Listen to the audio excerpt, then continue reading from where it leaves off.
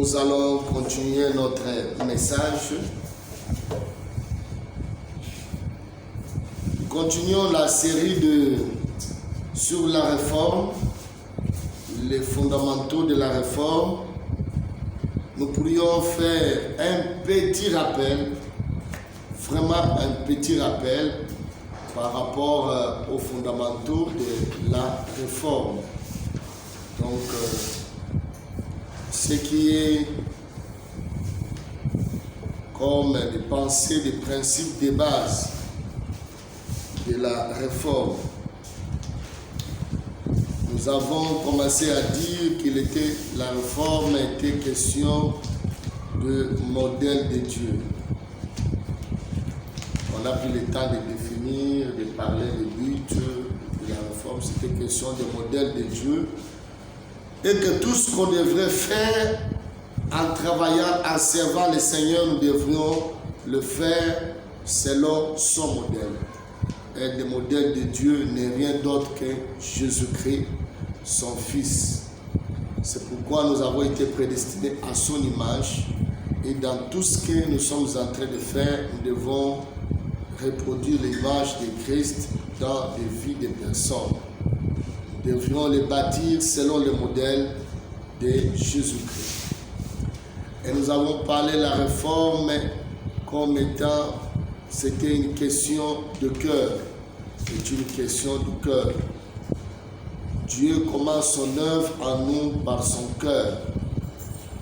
Même lorsque Pierre a évangélisé le premier jour de la Pentecôte, les cœurs ont été vivement touchés. Jésus reprochait les Juifs parce qu'ils étaient les faux adorateurs, ils adoraient comme des hypocrites et leur cœur était éloigné de Dieu.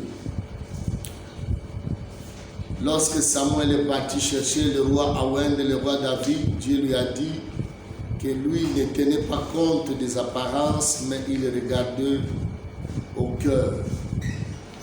Alors la réforme est question de cœur. Alors la troisième des choses, la réforme est question de structure. On en a parlé la fois passée. Question de structure et de valeur. Nous avons parlé de structure, nous avons parlé de valeur. Les structures sont importantes, mais notre priorité, c'est que nous devons rechercher, ce sont des valeurs. Les structures peuvent être notre manière d'organiser les choses, notre statut, notre manière de planifier les choses, nos bâtiments, nos infrastructures. Mais les valeurs, ce sont ceux qui sont liés au principe de vie de Dieu. Tout ce qui est lié à la vie divine.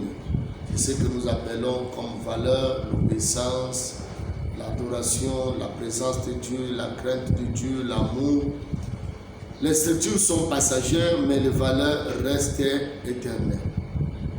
Et nous avons parlé aussi que la réforme était question de message. Le point 4, le message doit être un message christocentrique, un message biblique, un message du temps. Cela veut dire le bon ouvrier, il est celui qui donne au peuple la nourriture au temps convenable. Et le message doit être aussi biblique, comme nous avons dit. Aujourd'hui, nous allons parler sur le 5e point. Et nous allons clôturer aujourd'hui par rapport à la réforme. La pastorale qui viendra ou le programme qui viendra, là, on va aborder une autre pensée. Alors, nous allons lire 1 Corinthiens chapitre 13, verset 11. 1 Corinthiens chapitre 13, verset 11. 1 Corinthiens 13 plutôt, verset 11. La Bible dit, lorsque j'étais enfant, je parlais comme un enfant, je pensais comme un enfant, je raisonnais comme un enfant. Lorsque je suis devenu homme, j'ai fait disparaître tout ce qui était de l'enfant. Lorsque j'étais enfant, je parlais comme un enfant, j'ai raisonné comme un enfant, je pensais comme un enfant. Mais lorsque je suis devenu homme, j'ai fait disparaître tout ce qui était de l'enfant. C'est Paul qui parle. Il parle de son changement, il parle de sa maturation, mais il parle aussi d'un grand principe de la réforme. Amen. Donc, le principe qu'on va aborder aujourd'hui, premièrement, c'est la réforme est question des mentalités. Des mentalités. Lorsque nous parlons de mentalité, nous voyons le mental, tout ce qui est lié au raisonnement, tout ce qui est lié aux pensées. Et Paul va dire, lorsque j'étais enfant, je parlais comme un enfant. Je raisonnais comme un enfant. Je pensais comme un enfant.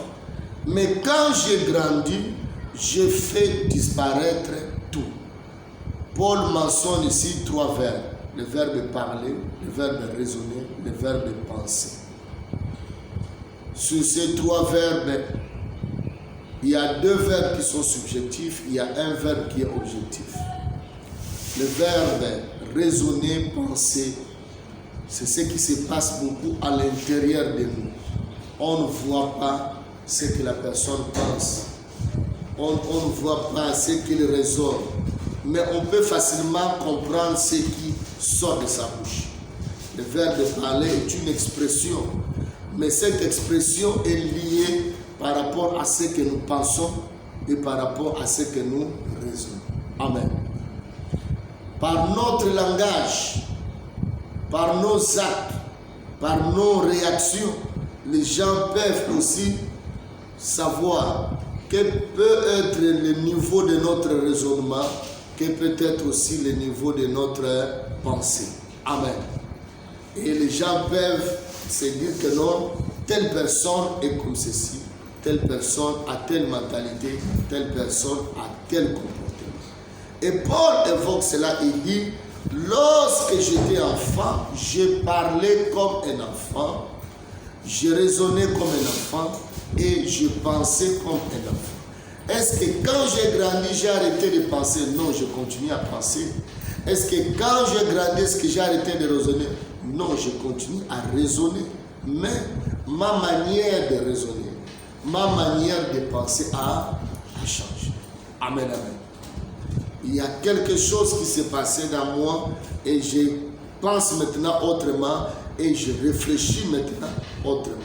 Et cela fait partie des grandes questions de la réforme. Amen. La réforme est question de pensée. Lorsque nous pensons bas, nos actions seront basses. Amen. Nos actions seront basses, nos réactions aussi seront basses. Notre comportement aussi va refléter la manière dont nous pensons, la manière dont nous raisonnons. Alléluia. C'est pourquoi lorsque vous lisez Paul dans 2 Corinthiens chapitre 3, à partir du verset 3, il fait allusion des combats spirituels, de la lutte dans les combats spirituels. Mais cette lutte se passe beaucoup au niveau de nos raisonnements, au niveau de nos pensées. Dans 2 Corinthiens chapitre 3, 2 Corinthiens chapitre 3, nous allons lire 2 Corinthiens chapitre 10 plutôt, 2 Corinthiens 10 à partir du verset 3. Il dit ceci: si nous marchons dans la chair, nous ne combattons pas selon la chair.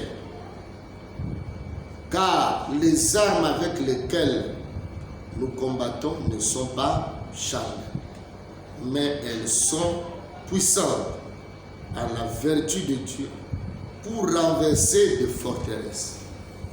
Et verset 5 dit, nous renversons les raisonnements et toute hauteur qui s'élève contre la connaissance de Dieu et nous amenons toute pensée captive à l'obéissance de Christ. Amen.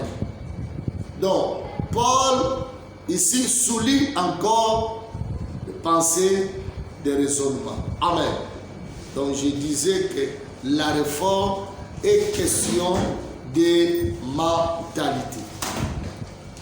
Si au niveau de notre mental, il y a déjà un problème, sachant que nous aurons du mal de fonctionner avec Dieu, de marcher avec Dieu. Paul dit, quand j'étais enfant, je parlais comme un enfant, je raisonnais comme un enfant, je pensais comme un enfant. Quand j'ai eu de la maturité, j'ai changé la manière de penser, j'ai changé la manière de voir, de raisonner, et tout a commencé à bien marcher. Je suis devenu homme, en quelque sorte, j'ai acquis la maturité. Amen. Donc, mais ici, il va nous révéler que non, le combat spirituel, lorsque nous combattons spirituellement, souvent nous voyons les démons de famille, les démons de quartier, les démons, comme on dit, les démons territoriaux, on parle ici. Mais Paul mentionne, dit que non, nous renversons des forteresses. Et lorsqu'il parle de ces forteresses, on ne le voit pas dans une région géographique quelque part, mais il dit que ce sont des raisonnements et des pensées. Amen.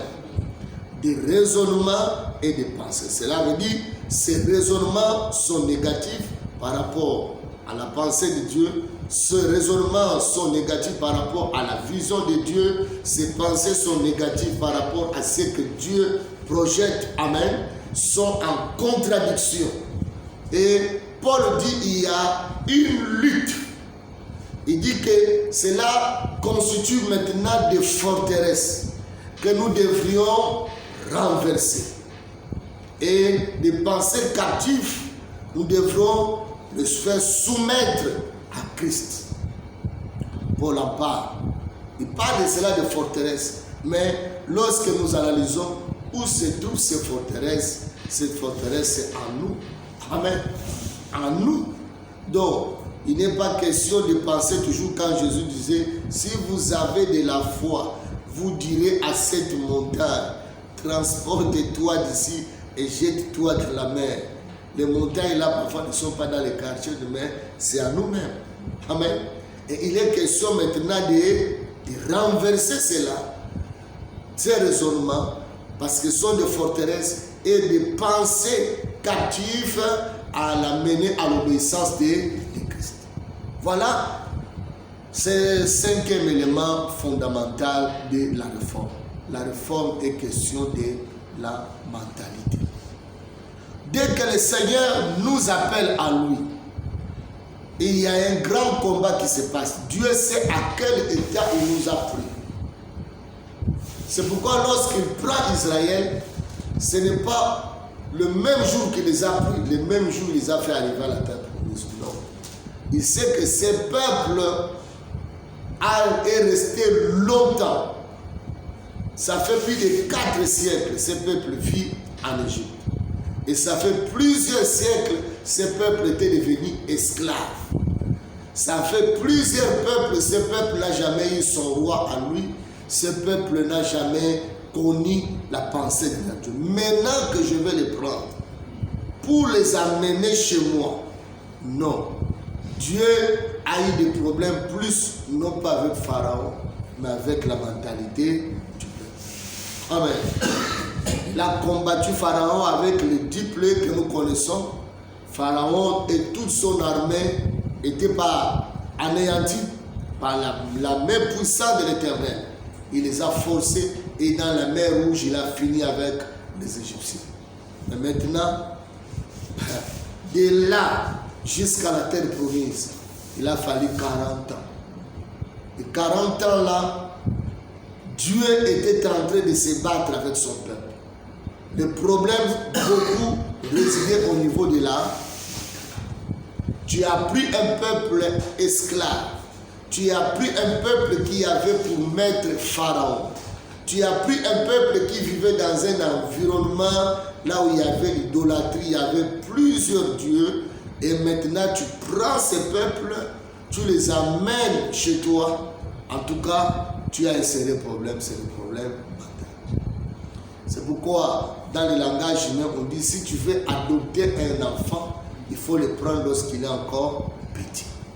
Si tu le prends déjà, il est grand, il serait difficile de l'inculquer tes pensées à toi, de l'inculquer ta vision à toi, de l'élever selon ta ta vision.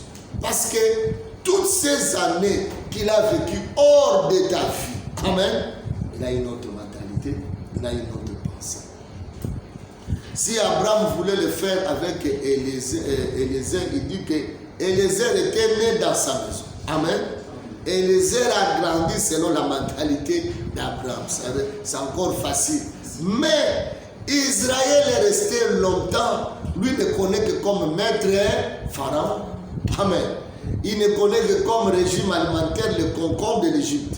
Donc, pour le prendre et l'amener à la terre promise, ce n'est pas facile.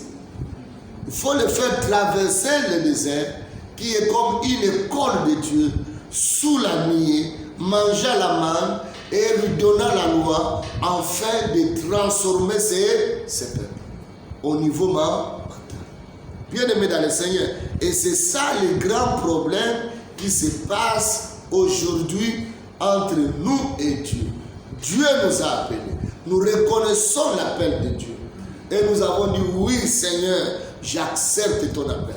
Mais maintenant, il est question, non pas que nous servons Dieu, mais que Dieu se sert de nous. Amen. C'est là où il y a des problèmes. Si tu veux servir Dieu, tu peux le servir comme tu penses. Mais lorsque Dieu veut se servir de toi, Dieu veut se servir, il va se servir de toi comme lui veut, comme lui pense, selon sa vision. Et c'est là où il y a un problème. Beaucoup peuvent dire que non, je suis un serviteur de Dieu, je sers Dieu. Mais peu peuvent dire que Dieu se sert de nous. Amen. Je connais un vieux qui parlait de cela, le vieux Mosé Adinabala qui disait, vous me dites quoi? C'est pas moi qui sers Dieu, c'est Dieu qui se sert de moi. Amen. Donc Dieu me prend comme son instrument, je suis malléable à lui, je me laisse faire et il se sert de moi. Voilà pourquoi vous vivez tous ces miracles. Et nous allons voir beaucoup de personnes, des serviteurs de Dieu, qui ont arrivé à expérimenter Dieu à l'œuvre, de voir Dieu à l'œuvre.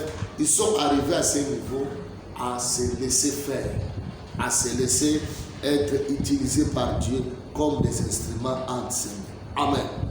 Mais pour y arriver, bien aimé, la guerre, le combat se passe au niveau des mentalités. Amen. Ce que nous raisonnons et ce que nous pensons. Qu'est-ce que nous raisonnons?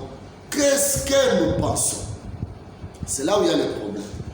Dieu n'est pas un Dieu cartésien. Amen, amen. En ce qui concerne la mentalité, le premier point, Dieu n'est pas un Dieu cartésien, mais mystérieux et souverain dans son plan. Il n'est pas un Dieu cartésien, mais mystérieux et souverain dans son plan. Il n'est pas un Dieu qui est dans notre logique. Amen. Qu'on va chercher à mettre, dans ma logique, je vois, c'est comme un prédicateur, il est juif, mais c'est un chrétien. Il disait, il prêchait, je le suivais dans un message, il dit, vous les Européens, vous avez un problème. Il disait aux Européens, vous avez un problème parce que vous êtes tellement chrétiens et vous voulez étudier Dieu, vous voulez tout comprendre de Dieu dans votre logique. C'est ainsi que vous avez du mal à fonctionner avec Dieu. Amen. Dieu n'est pas un Dieu qu'on peut gérer dans notre logique, chercher à comprendre, à maîtriser dans notre manière de voir les choses. Non, il est au-delà. Amen. Au-delà. Il est mystérieux. C'est pourquoi même il est Dieu. Amen, amen. Le jour où tu vas comprendre Dieu, Dieu ne sera plus Dieu pour toi. Amen, amen. Même si tu as fait avec lui 1000 ans, même quand on sera à l'éternité, on saura toujours qu'il est Dieu. Il a toujours des dimensions même dans l'éternité et il nous échappera toujours. Alléluia. Même Paul qui est arrivé, il a dit qu'il a vu que le 3e ciel, il disait toujours, je connais en partie et je prophétise en partie. Donc il n'est pas là cartésien dans notre logique. Tu dis, bon, si tel est ceci, ça marche, l'autre aussi, si ça marche, donc l'autre avec là aussi, ça va marcher. Dans notre logique humaine. On conclut des fois par déduction, par analogie. Non, Dieu n'est pas comme ça. Dieu reste Dieu. C'est pourquoi il arrive des fois, il nous dépasse, on l'adore. Amen, amen. Et David pouvait dire, il y a une science si merveilleuse qui est au-dessus de ma portée. Des fois, même si il se dit que non, je suis l'homme selon le cœur de Dieu. Amen. Mais qu'on voit toujours les voies de Dieu sont toujours au-delà.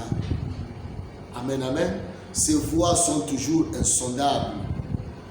Nous n'arrivons pas toujours à maîtriser cela.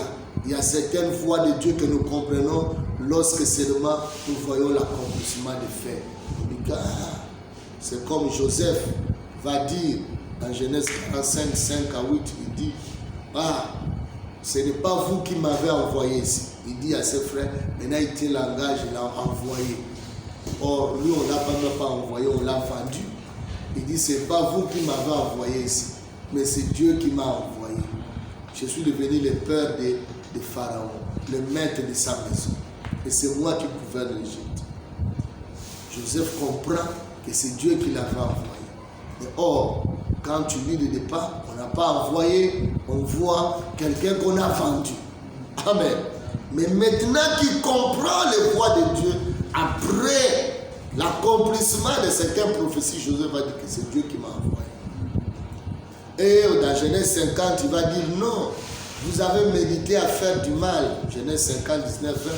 Mais Dieu l'a transformé en bien, afin que je sois un canal de bénédiction pour plusieurs personnes. Un peuple nombreux, y compris vous. Vous comprenez? Donc, mais au départ, ce n'était pas compréhensible. Ce n'était pas admissible dans nos pensées, dans nos raisonnements. On ne peut même pas réfléchir comme ça. Et Paul dit que lorsqu'on grandit avec Dieu, on cesse de raisonner comme un enfant, on cesse de penser comme un enfant, parce qu'on voit notre vécu avec Dieu, il y a certaines choses, à un certain temps, nous comprenons mieux. On dit qu'on a acquis la maturité et on a changé la manière de raisonner, on a changé la manière de penser. Amen, amen. Ce qu'il va dire dans Isaïe chapitre 55, nous allons lire, Isaïe chapitre 55, à partir du verset 7 jusqu'au verset 9, Isaïe 55. Autant les cieux sont élevés au-dessus de la terre, autant mes voix sont élevées au-dessus de vos voix et mes pensées au-dessus de vos pensées. Là, j'ai commencé à partir du verset 9, mais je commence à partir du verset 9. Que le méchant abandonne sa voie et l'homme d'iniquité ses pensées. Qu'il retourne à l'Éternel, qui aura pitié de lui. À notre Dieu qui ne se lasse pas de pardonner. Car mes pensées ne sont pas vos pensées et mes voix ne sont pas vos voix ne sont pas mes voix, dit l'Éternel. Autant de cieux sont élevés au-dessus de la terre, autant mes voix sont élevées au-dessus de vos voix et mes pensées au-dessus de vos pensées. Amen, amen. Le Seigneur va parler et dit que non. Autant que les cieux sont élevés au-dessus de la terre, autant mes pensées sont au-dessus de vos pensées et mes voix au-dessus de vos voix. Donc nous allons voir que même les voix de Dieu sont insondables. Et si on veut être cartésien, bien aimé dans le Seigneur, on ne peut pas marcher avec Dieu. Des fois on obéit, mais on ne comprend pas mieux. Amen. On obéit seulement sans mieux comprendre. On obéit. Tu sens que Dieu est convaincu par l'esprit d'obéir. Mais parfois tu ne comprends pas mieux. Les gens se sont retrouvés dans les mariages. Il a senti que Dieu l'a convaincu de prendre cette femme, mais il n'a pas bien compris. Dans ses pensées, ce n'est pas le genre de femme qu'il veut. Mais il va se retrouver 5 ans, 10 ans après, il va dire que non. Ah, je comprends pourquoi Dieu m'a donné cette femme. Amen, amen. Mais ce qui était important, c'est l'obéissance. Amen, amen. Voilà pourquoi lorsqu'on dit, avec Dieu, nous marchons par la foi. Qui dit la foi, nous obéissons à sa foi. Mais si tu veux être quelqu'un qui est cartésien, tu veux travailler avec tes logiques, tu ne peux pas. Et tu auras du mal à te réformer.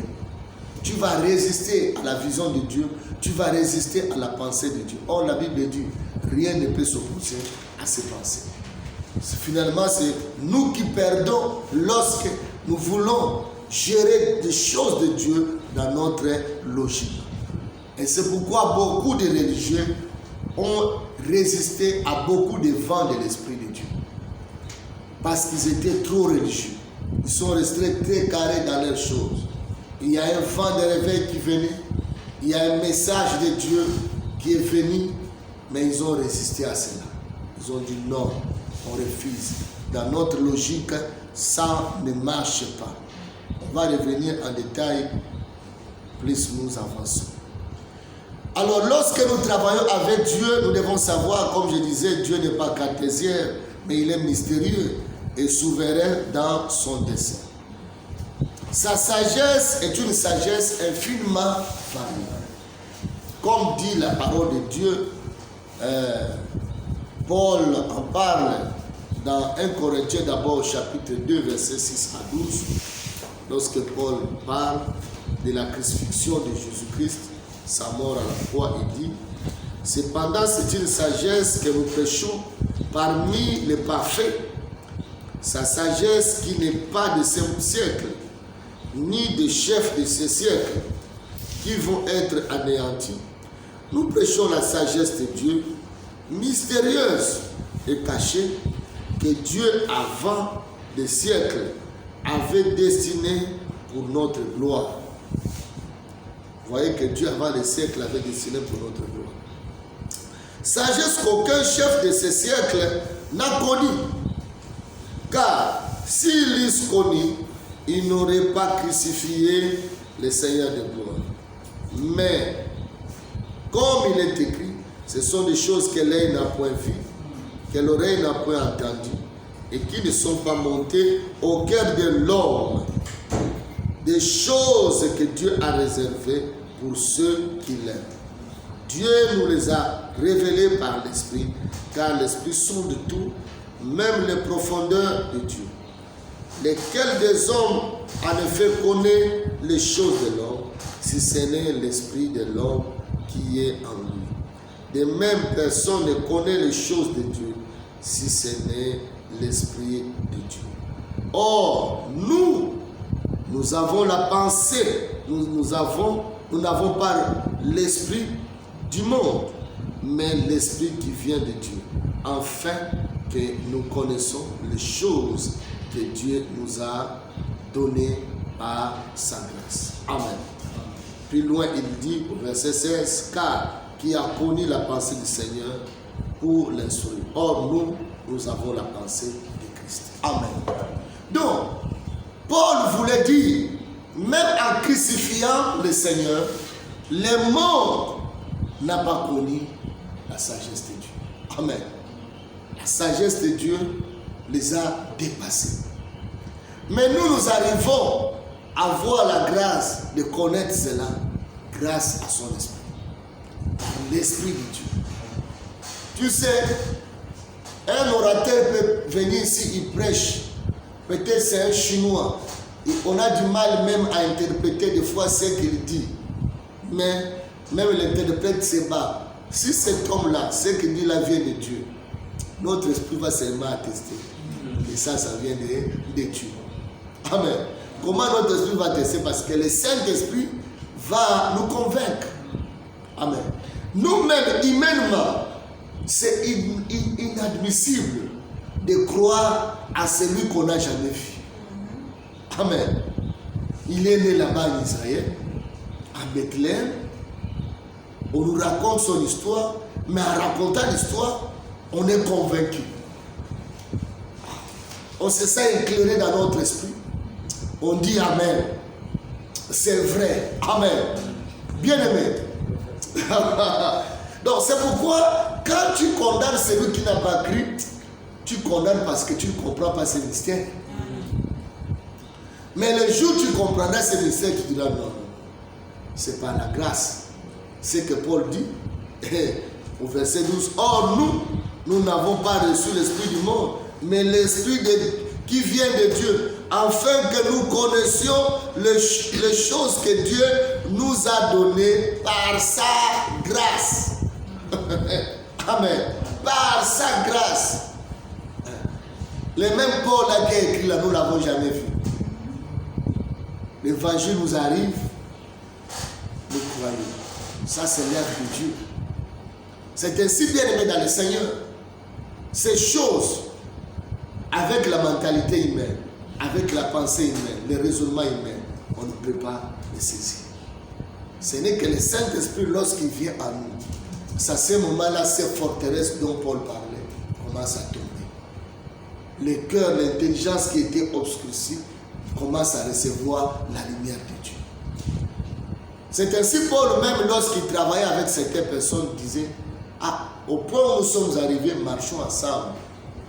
Avec le temps, le Seigneur va éclairer d'autres personnes. Parce que lui, il a connu la maturation. Il a grandi dans la révélation. Mais les autres avaient du mal à grandir. Il dit non. D'une manière cartésienne, je ne peux pas vous convaincre. Amen. Ça, ce sont des choses de Dieu. Ce n'est que l'Esprit de Dieu qui peut vous convaincre dans cela. Amen, amen. Convaincre dans cela. Et il va parler dans Ephésiens chapitre 3, versets 8 à 10. Ephésiens chapitre 3, versets 8 à 10.